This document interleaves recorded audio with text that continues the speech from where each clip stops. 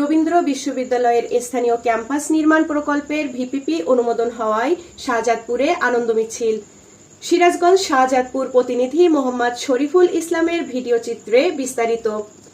রবীন্দ্র বিশ্ববিদ্যালয় বাংলাদেশের স্থায়ী ক্যাম্পাস নির্মাণ জাতীয় অর্থনৈতিক পরিষদ একনেক সভায় 519.15 কোটি টাকার প্রকল্পের ভিপিপি অনুমোদন হওয়ায় মঙ্গলবার সকালে শাহজাদপুর সচেতন নাগরিক ফোরামের উদ্যোগে এই আনন্দ মিছিল ও সমাবেশ অনুষ্ঠিত হয়েছে।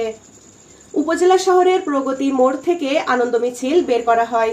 শাহজাদপুর পৌর সদরে অবস্থিত শাহজাদপুর মহিলা degree college, unique model school, Shahjadpur Ibrahim pilot বালিকা উচ্চ বিদ্যালয়, বাইতুল হিকমা মডেল মাদ্রাসা, শাহজাদপুর রেসিডেন্সিয়াল স্কুল ও সিরাজ মডেল স্কুলের শিক্ষার্থীদের অংশগ্রহণে মিছিলটি শহরের বিভিন্ন সড়ক প্রদক্ষিণ করে প্রেস ক্লাবের সামনে এসে শেষ হয়।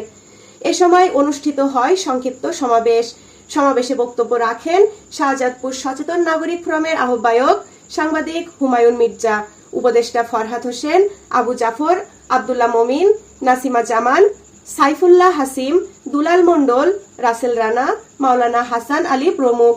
বক্তারা রবীন্দ্র বিশ্ববিদ্যালয় প্রতিষ্ঠার ক্ষেত্রে সকলের অবদান স্মরণ করেন এবং রবীন্দ্র বিশ্ববিদ্যালয়ের স্থায়ী ক্যাম্পাস বাস্তবায়নের দাবিতে দীর্ঘদিনের আন্দোলনে অংশগ্রহণকারীদের প্রতি কৃতজ্ঞতা ও ধন্যবাদ জানান।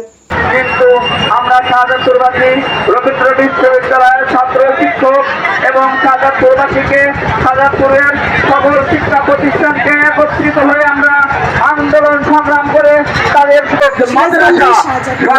মানুষের অবদান অনস্বীকার্য।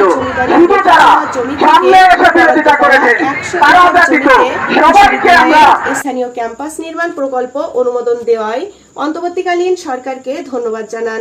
একই সাথে অনতিবিলম্বে ক্যাম্পাস নির্মাণ কাজ শুরু করারও দাবি জানান। উল্লেখ্য, রবীন্দ্র বিশ্ববিদ্যালয় বাংলাদেশের স্থায়ী ক্যাম্পাস নির্মাণ প্রকল্প অনুমোদনের দাবিতে 26 জুলাই আন্দোলন শুরু করে শিক্ষার্থীরা। আন্দোলনে 23তম দিনে ভিপিপি অনুমোদন দেওয়া হয়।